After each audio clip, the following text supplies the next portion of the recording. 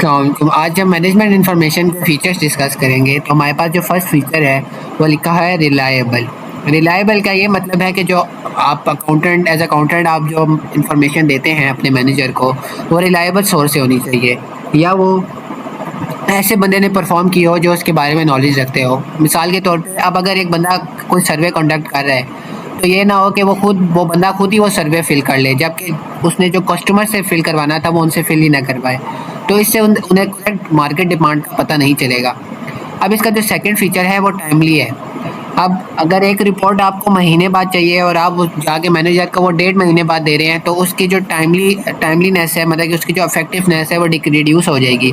Manager को वो महीने बाद चाहिए थी लेकिन आप 1.5 महीने बाद दे रहे हैं, अब उसकी ज़रूरत ही नहीं रही। तो इसलिए एक फ़ीचर जो यूज़फुल इन्फॉर्मेशन का है वो टाइमली है। पॉइंट है रेलेवेंट। इन्फॉर्मेशन रेलेवेंट होनी चाहिए, मतलब कि जिस चीज़ के बारे में पूछा गया है वही बताएं, अननेसेसरी इन्फॉर्मेशन बिल्कुल भी ना बताएं। मिसाल के तौर पे आप सेल्स मैनेजर के अंडर एज ए अकाउंटेंट काम कर रहे हैं और आप उसको जाके परचेजेस के बारे में बता रहे हैं, तो ये इररेलेवेंट है। तो इस तरह की गलतियां नहीं करनी, और इसका जो फीचर है वो रेलेवेंट है। अब हमारे पास जो फोर्थ नंबर पे फीचर है वो है कंप्लीट। इंफॉर्मेशन कंप्लीट होनी चाहिए, क्योंकि अगर उसमें कोई भी चीज़ मिस होगी जो कि इम्पोर्टेंट है तो वो उसकी वैल्यू को डिक्रीज़ कर देगी। मिसाल के तौर पे अब अगर आप क्या कहते हैं सेल्स के बारे में अपने मैनेजर को इन्फॉर्म कर रहे हैं और आप एक कस्टमर को उसमें से निकाल देते हैं जो कि एक पोटेंशियल कस्टमर है और उसको काफ़ी हाई लेवल पे सेल, मतलब काफ़ी ज़्यादा सेल्स हुई हैं, तो अब जब आप उस कस्टमर को निकाल देंगे तो आगे जाके जो रिपोर्ट बनेगी उसमें भी उसका नाम नहीं होगा और फिर आगे सारी रिपोर्ट गलत हो जाएगी। तो इसलिए वो इन्फॉर्मेशन बिल्कुल ही नो यूज़ होगी। इसलिए हमारे पास 4 फीचर क्या है, कंप्लीटनेस। हमारे पास जो 5 फीचर है वो एक्यूरेट है, और आगे मैंने लिखा हुआ है सफिशेंट, मतलब कि सफिशेंटली एक्यूरेट होनी चाहिए। मतलब कि बहुत ज़्यादा डिटेल्स नहीं होनी चाहिए, सिर्फ एक्यूरेट होनी चाहिए, बहुत ज़्यादा एक्यूरेट भी नहीं होनी चाहिए। अब मिसाल के तौर पे मैंने आपके नीचे एक एग्जांपल लिखी हुई है कि अगर आपका डॉलर बन रहा है 14.6789 सेंट्स, तो आप उसको राउंड ऑफ करके $15 पे लेके जा सकते हैं, मतलब कि आपने उसे राउंड ऑफ कर देना है। ये जैसे लिखा हुआ है, इन सर्टेन केसेस फिगर्स में be rounded off to make reports easier. अब हमारे पास जो नेक्स्ट है वो है क्लियर एंड अंडरस्टैंडेबल। अब देखिए, आपका जो मैनेजर है लाजमी नहीं है उसने भी अकाउंट्स के बारे में और फाइनेंस के बारे में पढ़ा होगा, लाजमी नहीं है।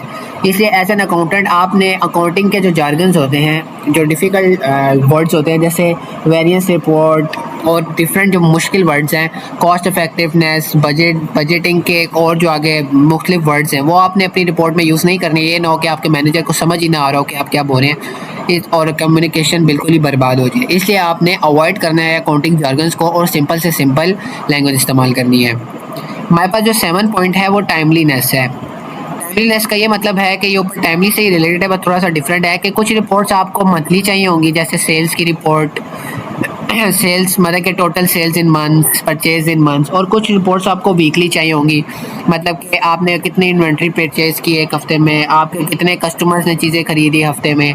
तो मतलब कि रिपोर्ट्स वेरी करती हैं कि वो ईयरली चाहिए, ईयरली जैसे आप स्टेटमेंट्स बनाते हैं, तो ये टाइमलीनेस होता है। हमारे पास जो लास्ट पॉइंट है और सबसे इंपॉर्टेंट पॉइंट है वो कॉस्ट इफेक्टिवनेस है। यहाँ नेस भी आता है आगे। कॉस्ट इफेक्टिवनेस ये होता है कि आपने जब प्रोडक्ट इन्फॉर्मेशन देनी है किसी भी प्रोडक्ट के बारे में, तो आप जो उसकी कॉस्ट कैलकुलेट करके देंगे, तो उस पर जब जो प्रॉफिट आएगा या उसकी जो प्राइस होगी, मतलब कि सेलिंग प्राइस होगी, वो उसकी कॉस्ट से ज़्यादा होनी चाहिए ताकि प्रॉफिट हो। अगर उसकी प्राइस जो है सेलिंग प्राइस वो उसकी कॉस्ट से कम है, मतलब कि हमें लॉस हो रहा है, तो ये कॉस्ट इफेक्टिवनेस नहीं होगा, और इस तरह बिज़नेस को ही डिफाइन नहीं करेगा, क्योंकि बिज़नेस का मकसद ही प्रॉफिट अर्न करना है। तो जो आप प्रोडक्ट डिज़ाइन करेंगे उसकी सेलिंग प्राइस उसकी कॉस्ट से ज़्यादा होनी चाहिए। हमारे पास ये लिखा है which feature is being limited. अब आपने स्टेटमेंट्स पढ़नी है और बताना है कि कौन कौन सा फीचर लिमिटेड हो रहा है। ठीक है, a manager views the monthly reports after 3 months. एक मैनेजर है, वो जो मंथली रिपोर्ट है उसको 3 महीनों बाद व्यू करता है।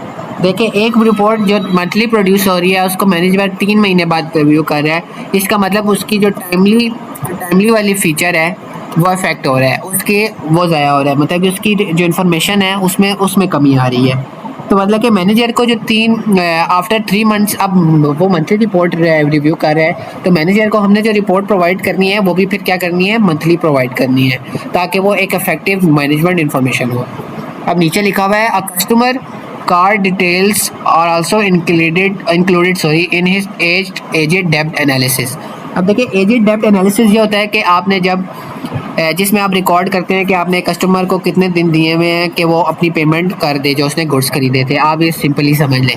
तो अब कस्टमर की जो पर्सनल कार है उसकी डिटेल अगर आप एज डेप्ट एनालिसिस में ऐड करते हैं जिसका कोई रेलिवेंसी नहीं है, तो आपके यहाँ जो फीचर इफेक्ट हो रहा है वो रेलिवेंट का हो रहा है। ये एक्स्ट्रा डिटेल है। हमारे पास जो थर्ड है, the sales report is missing the March sales. अच्छा, एक सेल्स रिपोर्ट है और उसमें मार्च की सेल्स ही नहीं है, मतलब कि वो इनकम्प्लीट है। तो यहाँ कंप्लीटनेस वाली फीचर अफेक्ट हो रहा है। हमारे पास नेक्स्ट है, the various reports contains words not clear to the manager.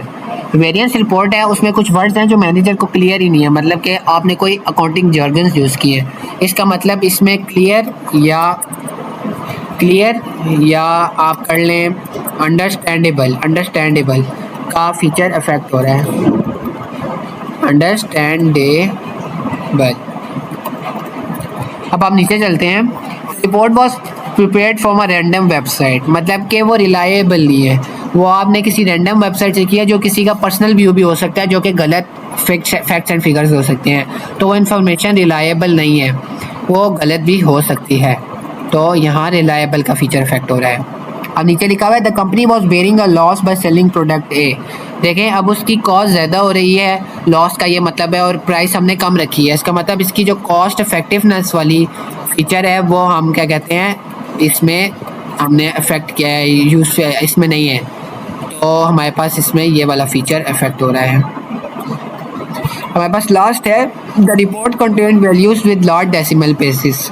मतलब कि जो रिपोर्ट थी वो बहुत ज़्यादा ही एक्स्ट्रा थी, बहुत ज़्यादा ही इरेलीवेंट या आप कह लें एक्स्ट्रा एक्यूरेट थी। तो हमने कहा हुआ है कि जो मैनेजमेंट अकाउंटेंट की रिपोर्ट्स होती हैं वो सिर्फ क्या होती हैं, सफिशेंटली एक्यूरेट। तो यहाँ एक्यूरेट का जो फीचर है वो इफेक्ट हो रहा है। अब आप देखें एक्यूरेट, ये एक्यूरेट हो गया। अब अगर हम मैंने इसमें ही अगर ये लास्ट पॉइंट है, इसको अगर हम फाइनेंशियल में करें तो जो फाइनेंशियल की रिपोर्ट्स होती हैं वो क्या कहते हैं, वो एक्यूरेट होती हैं, और वो भी बहुत एंड मतलब के पॉइंट सेंस में भी जाके वो एक्यूरेट होती हैं। तो अगर ये पॉइंट फाइनेंशियल में होता तो ये पॉइंट करेक्ट होता। तो हमारा आज यहाँ का मैनेजमेंट इन्फॉर्मेशन के फीचर्स की वीडियो एंड हो जाती है।